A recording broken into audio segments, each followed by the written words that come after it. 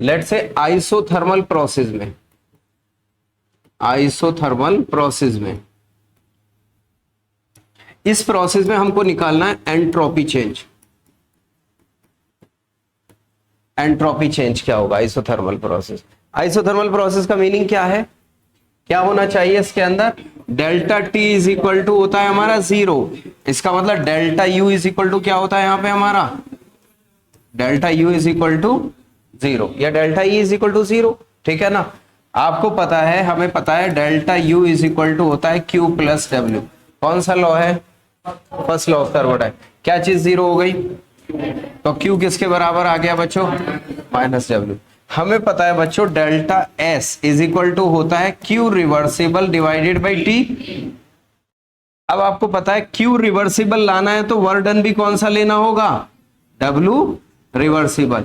Reversible isothermal work done का formula क्या होता है? Minus 2.303 N R T log V2 by. इस वैल्यू को उठा के यहां पुट ना कर दें बच्चों, क्या बन जाएगा?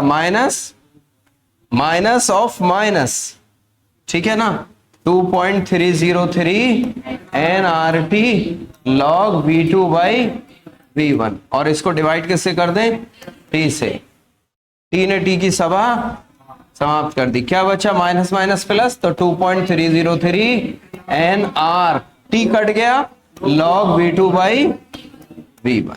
ये फॉर्मूला होगा बच्चों आइसोथर्मल रिवर्सिबल प्रोसेस के अंदर एंट्रोपी चेंज का। बस यहां प्लस आ गया और टी हट गया, वर्ड डन से यही डिफरेंट है इसमें अंदर। V1 बाई V2 को और क्या लिख सकते हैं हम? तो वो भी बन सकता है आपका 2.303 N are log P1 by P2। ये भी एक फॉर्मूला हमारा बन जाएगा, नोट कर लीजिए। एडियाबैटिक में क्या होगा बच्चों? एडियाबैटिक प्रोसेस के अंदर Q इज इक्वल टू क्या होगा? 0। अगर Q 0 तो delta S is equal to होता है Q reversibly divided by T। तो ये 0 तो divided by T is equal to 0। इसका मतलब रिवर्सिबल एडियाबैटिक में एंट्रोपी चेंज क्या होगा? इरिवर्सिबल में अभी बताया था मैंने, रिवर्सिबल में 0 नहीं होगा, याद रखना। रिवर्सिबल में एंट्रोपी चेंज 0 होगा आपका। इसके बाद आता है बच्चों हमारा कौन सा? आइसो चोरिक कर लो या आइसोकोरिक। क्या चीज 0 होगी? कोरिक का मतलब होता है वॉल्यूम, वॉल्यूम कांस्टेंट होगा तो डेल्टा V क्या होगा बच्चों? 0। 2 मिनट देखते रहो।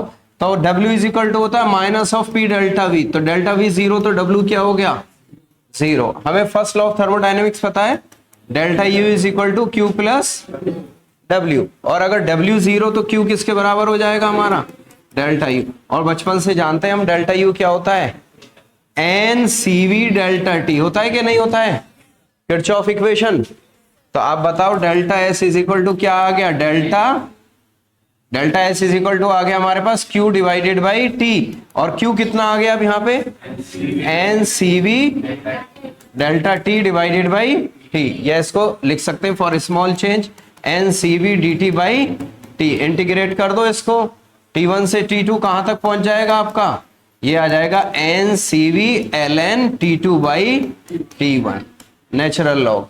और लॉग बेस 10 में कन्वर्ट करेंगे तो कितना हो जाएगा? Delta S is equal to 2.303 NCV log T2 by T1। बात जमेगी नहीं? इन द सेम वे, बिल्कुल सिमिलर वे हम यूज करेंगे आइसोबैरिक के लिए, बिल्कुल सेम तरीका यूज करेंगे फर्स्ट लॉ ऑफ थर्मोडायनेमिक्स को। क्या आ जाएगा हमारा? डेल्टा एस, या फॉर्मूला लिख देते हैं, delta S is equal to 2.303 N, pressure है तो कितना आ जाएगा? Cp log T2 by T1। बस सेम फॉर्मूला। कई बार आपसे डायरेक्ट फॉर्मूले पूछा जाएगा, कई बार न्यूमेरिकल पूछा जाएगा।